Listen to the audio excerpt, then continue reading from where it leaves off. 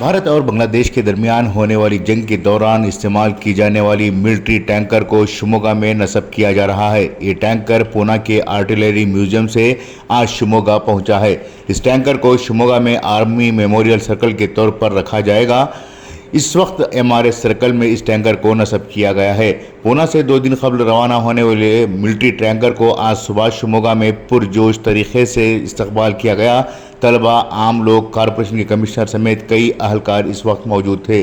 भारत और बांग्लादेश के दरमियान होने वाली जंग में इस टैंकर ने अहम किरदार अदा किया था। रूस में बनाई गई इस टैंकर को कल शाम ही शिमोगा के मज़ाफ़ाती इलाके में लाया गया। फिर इसकी साफ़ सफाई के बाद सजावट की गई और आज सुबह ढोल बाजे के साथ एमआरएस सर्कल लाया गया।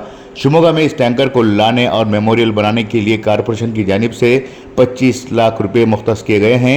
फिल वक्त इसे एमआरएस सर्कल के पास रखा गया है।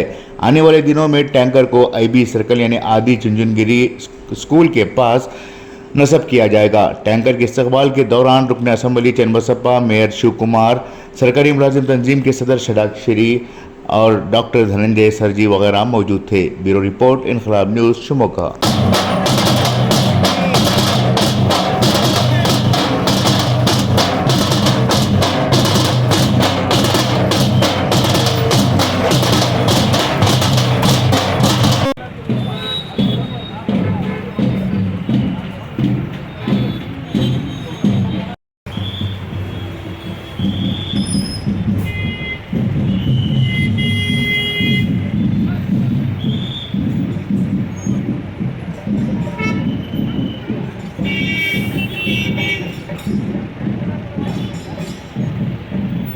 ಇವತ್ತು ಮಹಾನಗರ ಪಾಲಿಕೆಗೆ ಹ್ಯಾಂಡ್ ಓವರ್ ಮಾಡ್ತಾ ಇದ್ದಾರೆ ಸೈನಿಕ ಸಂಸ್ಥೆ.